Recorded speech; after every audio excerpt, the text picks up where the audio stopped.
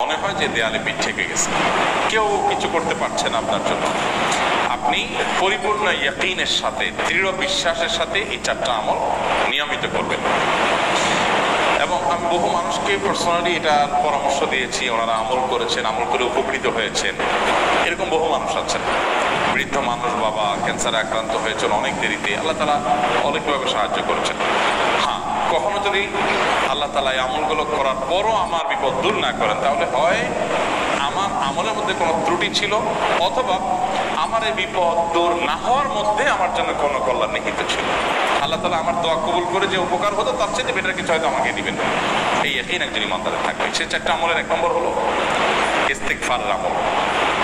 ইস্তিগফার, আপনি ফেসে গেছেন কোনো জায়গায়, কোনো উপায় পাচ্ছেন না, আপনি ইস্তিগফার করতে থাকেন। আস্তাগফিরুল্লাহ ওয়া আতুবু ইলাইহি, আস্তাগফিরুল্লাহ ওয়া আতুবু ইলাইহি, আস্তাগফিরুল্লাহ ওয়া আতুবু ইলাইহি, আস্তাগফিরুল্লাহ, আস্তাগফিরুল্লাহ, আস্তাগফিরুল্লাহ আল্লাযী লা ইলাহা ইল্লা হুয়াল হাইয়ুল কাইয়্যুম ওয়া আতুবু ইলাইহি ওয়া লা হাওলা ওয়া লা কুওয়াতা ইল্লা বিল্লাহ। اللهم انت ربي لا اله الا انت خلقتني وانا عبدك وانا على عهدك ووعدك ما استطعت اعوذ بك من شر ما صنعت ابو لك بنعمتك علي وابو لك بذنبي فاغفر لي فانه لا يغفر الذنوب الا انت سيد الاستغفار। এইভাবে যে কোনো ইস্তেগফার করতে থাকেন, আপনি বেশি বেশি করে আল্লাহর কাছে ইস্তেগফার ক্ষমা প্রার্থনা করতে থাকেন, খুব বেশি আপনার দুই ঠোঁটে অনবরত আপনি চাইতে থাকেন আল্লাহর কাছে ক্ষমা। এই ইস্তেগফার সম্পর্কে নবী করিম সাল্লাল্লাহু আলাইহি ওয়াসাল্লাম বলেছেন, আল্লাযিমাল ইস্তিগফার, যে ব্যক্তি ইস্তেগফারকে আঁকড়ে ধরবে, আঁকড়ে ধরা মানে কি, এটা ছাড়বে না, সে পড়তেই থাকবে অনবরত। টয়লেটে যাওয়ার সময়টা, ঘুমের সময়টা, খাওয়ার সময়টা বাদে, অবসর নামাজের সময়টা বাদে সারাক্ষণ সে ইস্তেগফার করবে। এরকম যদি কেউ করে, আল্লাহ রাব্বুল আলামিন জাআলাল্লাহু লাহু মিন কুল্লি হাম্মিন ফারাজা ওয়া মিন কুল্লি যিকিন মাখরাজা, সকল পেরেশানি থেকে, সকল টেনশন থেকে বের হওয়ার পথ আল্লাহ তাআলা অলৌকিকভাবে তার জন্য আবিষ্কার করে দিবেন। এবং আমি আমার জীবনে যেটা বলেছিলাম, বিস্তারিত বলতে চাই না, এরকম এরকম পরিস্থিতি আসছে যে চোখের সামনে কোনো আপাতত রক্ষার কোনো পথ আর খোলা নেই, এমন ভয়াবহ বিপদ। ইস্তিগফার করতে করতে এমন ভাবে আল্লাহ তাআলা সাহায্য করেছেন যে এটা কল্পনা করলেও মনে হয় যে স্বপ্নের মতো। কিভাবে এখন এই লোক এই জায়গায় আসলো আমার সাহায্যের জন্য, এই লোক তো এটা আমি এই জায়গায় আসার কথা না, টিকুনি এসে হাজির হয়ে গেলেন এবং উপকারটা, আমার সমাধানটা হয়ে গেল সমস্যা। তো আলহামদুলিল্লাহ, বহুবার আমি পরীক্ষা করেছি, আর আমার পরীক্ষার 2 পয়সার দাম নাই, হাদিসে বলা আছে, গ্যারান্টি দেওয়া আছে, আমার পরীক্ষা করলেই কি না করলেই। তাহলে একটা আমল হলো কি, ইস্তিগফার। সব সময়ের জন্য এটা কন্টিনিউয়াস করবেন, আর এমনি অবসর সময় ইস্তিগফার করবেন। আরবদের মধ্যে সৌন্দর্য আছে, তারা বিভিন্ন ডাক্তারের ওয়েটিং রুমে বা বিভিন্ন জায়গায় মানুষ যেখানে অপেক্ষা করে পাবলিক প্লেসগুলোতে লিখে রাখে ইস্তিগফার করুন, আপনার হাইওয়েগুলোর পাশে লেখা থাকে ইস্তিগফার করুন, এবং তারা আসলে একটু পরপর দেখা যায় ইস্তিগফার করে। ভালো মন্দ গুণ সবার মধ্যে আছে, তাদের এই ভালো গুণটা আছে, ইস্তিগফার বেশি বেশি করা। আমরা ইস্তিগফার সচরাচর এইভাবে অনবরত অবসর সময় করার অভ্যাস অনেকের মধ্যেই নাই, আমরা এটা চালু করবো ইনশাআল্লাহ। বিশেষ করে যখন কোনো সমস্যা হবে তখন ইস্তিগফার চলতে থাকবে মুখে অনবরত, ধীরে ধীরে মহব্বতের সাথে নিজেকে, নিজের পাপ অপরাধগুলোর কথা স্মরণ করে আল্লাহর কাছে মাফ চাইতে থাকবো, পেরেশানি দূর হবে ইনশাআল্লাহ। 1 নাম্বার 2, দুরূদ। নবী করিম সাল্লাল্লাহু আলাইহি সাল্লামের প্রতি দুরূদ পাঠ করা, এটা যদি আপনি নিয়মিত করতে থাকেন মহব্বতের সাথে, আল্লাহুম্মা সাল্লি আলা মুহাম্মদ ওয়া আলা আলি মুহাম্মদ কামা সাল্লাইতা আলা ইব্রাহিম ওয়া আলা আলি ইব্রাহিম ইন্নাকা হামিদুম মাজিদ, আল্লাহুম্মা বারিক আলা মুহাম্মদ ওয়া আলা আলি মুহাম্মদ কামা বারাকতা আলা ইব্রাহিম ওয়া আলা আলি ইব্রাহিম ইন্নাকা হামিদুম মাজিদ। আপনি একবার ছোট দুরূদ যদি পড়েন, সাল্লাল্লাহু আলাইহি ওয়াসাল্লাম, সাল্লাল্লাহু আলাইহি ওয়াসাল্লাম, আল্লাহুম্মা সাল্লি আলা মুহাম্মদ ওয়া আলা আলি মুহাম্মদ, শুধু এইটুকু পড়েন, জাযাল্লাহু আন্না মুহাম্মাদান মা হুয়া আহলু, শুধু এইটুকু পড়েন। আপনি এইভাবে যে কোনো দুরূদ নবী করিম সাল্লাল্লাহু আলাইহি ওয়াসাল্লাম যদি পড়েন এবং করতে থাকেন অনবরত, ইস্তিগফারের পাশাপাশি দুরূদটা, দুরূদের ক্ষেত্রে নবী করিম সাল্লাল্লাহু আলাইহি ওয়াসাল্লাম বলেছেন যে এইটা তোমার জন্য যথেষ্ট হয়ে যাবে। তুমি যদি আল্লাহর কাছে আর কোনো দোয়া করতে না পারো, শুধু দুরূদটা পড়ো, তোমার সব পেয়ে যাবে, কিচ্ছু লাগবে না। এক সাহাবী বলছেন, রাসূলুল্লাহ, আমার দোয়ার মধ্যে দুরূদ কত পার্সেন্ট রাখবো? আমি তো আমার অনেক কিছু আল্লাহর কাছে চাইবো, দুরূদ মানে তো নবীজির জন্য দোয়া, মানে আমার জন্য তো আমি দোয়া করবো, আপনার জন্য দোয়া কত পার্সেন্ট করবো? 1/3, 1/4, তারপরে হাফ, এবার বিভিন্ন পার্সেন্টেজ বলছিলেন তিনি। নবী করিম সাল্লাল্লাহু আলাইহি ওয়াসাল্লাম বলেছেন যে হ্যাঁ, এর বেশি করতে পারলে আরো ভালো, আরো ভালো। তো ভদ্রলোক এর বেশি, ওই সাহাবী রাদিয়াল্লাহু তাআলা আনহু, তিনি এর বেশি বাড়াতে বাড়াতে বাড়াতে বাড়াতে একটা পর্যায়ে বলছেন যে আমি সব দোয়া আপনার জন্য করি। নবী করিম সাল্লাল্লাহু আলাইহি ওয়াসাল্লাম বলেছেন, তাহলে তোমার আর কোনো দোয়াই করতে হবে না, এর মধ্যে সব দোয়া চলে আসবে। যদি বলেন আল্লাহ নবীর প্রতি আপনি রহমত নাজিল করেন, আপনার নবীর প্রতি আপনি শান্তি নাজিল করেন, আপনি যেটা দোয়া করেন, তো আল্লাহকে আল্লাহর নবীর প্রতি আপনি রহমত নাজিল করতে বললে আল্লাহ তাআলা আপনার প্রতি রহমত নাজিল করবেন কি করবেন না? আপনি কাউকে খুশি করতে চান, কার কাছ থেকে কিছু আদায় করতে চান, তার ছেলেটারে যদি হাদিয়া তোফা দেন, আদর যত্ন করেন, তো বাই ডিফল্ট অটোমেটিকলি ওই লোকের সিম্পেথি আপনার দিকে আসবে কি আসবে না? চোখ বন্ধ করে আসবে। তো আল্লাহর নবীর জন্য যখন আপনি দোয়া করবেন তখন আল্লাহ তাআলা আপনার মধ্যে রহমত নাজিল করবেন, এটা নবী সাল্লাল্লাহু আলাইহি ওয়াসাল্লামের ওয়াদা।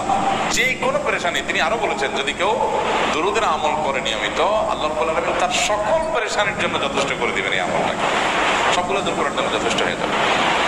এই দুরূদের আমলটা আমি দেখেছি সুবহানাল্লাহ গুলির মতো কাজ করে। আজকের ঘটনা, এক ভদ্রলোক সকালে একটা টেলিভিশন চ্যানেল, বেসরকারি চ্যানেলে প্রোগ্রাম শেষ করে নামছিলাম লিফটে, তো উপস্থাপক উনি বলছিলেন যে ভাই, মানে দুরূদের আমল করে আমি কিছুদিন আগে একটা ইয়াতে মানে এমন একটা অবস্থা যে এইটা থেকে বের হওয়ার কোনো কথা নাই, শুরু করলাম দুরূদ অনবরত, এরপরে আল্লাহ তাআলা আমাকে এমন ভাবে উদ্ধার করলেন আমি কল্পনা করতে পারি। আলহামদুলিল্লাহ এই আমলগুলো করে অনেক ভাইরা আমাকে অভিজ্ঞতা জানাইছেন যে আলহামদুলিল্লাহ তাদের অভিজ্ঞতা হলো। হ্যাঁ, ওই যে বললাম কখনো যদি আল্লাহ তাআলা আপনার দোয়া কবুল না করেন তাহলে হয় আমার ত্রুটি আছে, আর না হলে আমার জন্য আল্লাহ তাআলা ইচ্ছে বেটার কিছু রেখেছেন, আমি সেই ইয়াকিন রাখবো ইনশাআল্লাহ বিসমিল্লাহ। আর এই দোয়াতে সমাধান হবেই হবে, সে বিশ্বাস থাকতে হবে। নবী করিম সাল্লাল্লাহু আলাইহি ওয়াসাল্লাম বলেছেন, হাদিসে কুদসিতে আল্লাহ বলেছেন আনা ইনতাজান্না আবদি বি, বান্দা আমার প্রতি যেমন ধারণা করে আমি তেমন আচরণ করি। এখন আপনি যদি চিন্তা করেন করে দেখি হয় কিনা, দেখি ট্রাই করি, তাহলে ওই আল্লাহ তাআলা বলবেন ঠিক আছে দেখতে থাক। আপনি যদি ইয়াকিন করেন যে না নবী করিম সাল্লাল্লাহু আলাইহি ওয়াসাল্লাম যে বলেছেন অতএব সেটা হবেই, আর আল্লাহ রাব্বুল আলামিনের কাছে আমি ওইভাবেই চাবো যে আল্লাহ দিবেনই, আমি নিয়েই ছাড়বো, ইনশাআল্লাহ গুলি মিস হতে পারে, আপনার দোয়া মিস হবে না। ওই ইয়াকিন, ওই ঈমান আমার মধ্যে আনতে হবে, চেষ্টা করবো তো ইনশাআল্লাহ। তাহলে দুইটা আমল হলো, ইস্তেগফার আর দুরূদ। 3 নম্বর আরেকটা আমল হলো দোয়া ইউনুস। দোয়া ইউনুস, লা ইলাহা ইল্লা আনতা সুবহানাক ইন্নী কুনতু মিনাজ জালিমিন। বেশি বেশি পড়তে থাকবেন, যখন বিপদে পড়বেন ইস্তেগফার আর দুরূদ পড়বেন সবচেয়ে বেশি, আর মাঝে মধ্যে দোয়া ইউনুস, লা ইলাহা ইল্লা আনতা সুবহানাকা ইন্নী কুনতু মিনাজ জালিমিন। আল্লাহ সুবহানাহু ওয়া তাআলা কোরআনে কারীমে এই দোয়ার পরে বলেছেন ওয়া কাযালিকা নুনজিল মুমিনিন।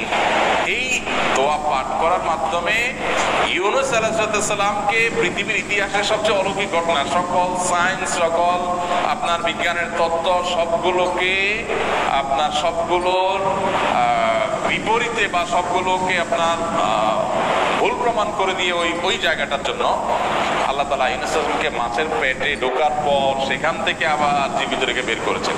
অক্সিজেন অভাবে সেখানে এমনি মারা যাওয়ার কথা, আরো নানা কারণে মারা যাওয়ার কথা, তাই না?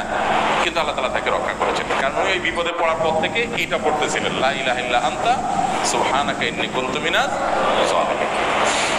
তো আল্লাহ তাআলা কোরআনে বলেছেন এটা ইউনুস, তার নবী ইউনুস আলাইহিস সালামকে আল্লাহ তাআলা এটার মাধ্যমে রক্ষা করেছেন, সেটা তার জন্য খাস না, এটা তার জন্য স্পেশাল না, বরং আল্লাহ বলেছেন ওয়া কাযালিকা নুনজিল মুমিনিন, এটা দিয়ে আমি তাকে রক্ষা করেছি, একইভাবে ঈমানদারদেরকেও এইটার মাধ্যমে রক্ষা করব। এটা বড় অস্ত্র পেয়ে গেলাম, দোয়া ইউনুস বেশি বেশি পড়বো ইনশাআল্লাহ, লা ইলাহা ইল্লা আনতা সুবহানাকা ইন্নী। আমার দেশে আবার দেখা যায় বিপদ হয়ে গেলে তখন হুজুর ভাড়া করে যে ভাই আপনারা সবাই মিলে এটা 1 লাখ বার পড়ে দেন, 100 লাখ বার পড়ে দেন, টাকা দিব আপনারা পড়ে দেন। আপনারটা আপনি পড়বেন ভাই, হুজুরদের কাছে দোয়া চান সমস্যা নাই, আর হুজুরদেরকে খাটায়া টাকা দিবেন করে, আপনি টাকা দিবেন না দিয়া, আর এই দোয়া নিজে নিজে করতে থাকবেন। ইউনুস আলাইহিস সালাম ওই সময় কি লোক ঠিক করছিলেন যে ভাই আপনারা সবাই দোয়া ইউনুস পড়েন, আমি গেলাম, আমি মাছের পেটে গেলাম, আপনারা বসেন সবাই দোয়া ইউনুস পড়া দেন, করছেন উনি? ওনারটা উনি করছেন, তো আপনারটা আপনি শুরু করবেন দোয়া ইউনুস না। 4 নম্বর আমল হলো ইয়া যাল জালালি ওয়াল ইকরাম, এটা বিশেষ করে পাঠ করবেন। নবী করিম সাল্লাল্লাহু আলাইহি ওয়াসাল্লাম বলেছেন আলিযু বিয়া যাল জালালি ওয়াল ইকরাম, ইয়া যাল জালালি ওয়াল ইকরাম, এটাকে তোমরা আঁকড়ে ধরবে। ইয়া যাল জালালি ওয়াল ইকরাম মানে কি? এটা আল্লাহকে ডাকা, আর কিছু না, এবং হাদিসে বর্ণিত দোয়া, এটা মাসনুন দোয়া।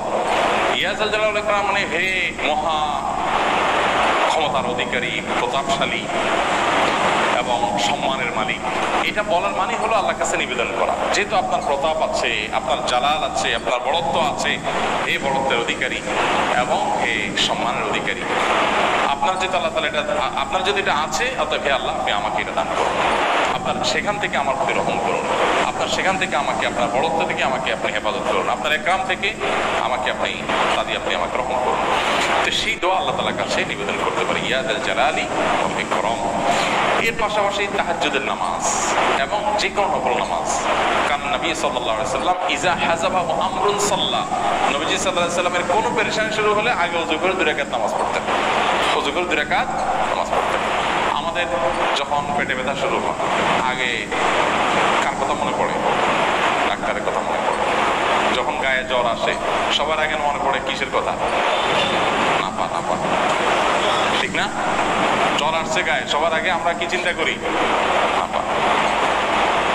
নাপা আপনি চিন্তা করেন? ওষুধ গ্রহণ করার সুন্নত, নবী সাল্লাল্লাহু আলাইহি ওয়াসাল্লাম নির্দেশ করেছেন ওষুধ সেবন করতে, আপনি করেন, ভালো কথা।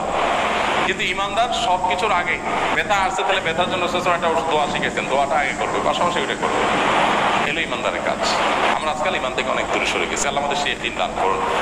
তাহাজ্জুদের সময় দোয়া অনেক বেশি দোয়া করবো। তাহলে 4টা আমল ইনশাআল্লাহ আপনাকে এই ভয়াবহ বিপদ থেকে উদ্ধার করার জন্য সাহায্য করবে ইনশাআল্লাহ। সেই ইয়াকিন নিয়ে করবেন। সেই সাথে আস-সাদকাতুল বালা, দান সাদকা করা, অন্যান্য যে আমলগুলো আছে সেগুলোর সাথে সাথে 4টা, বাকি এই 4টাকে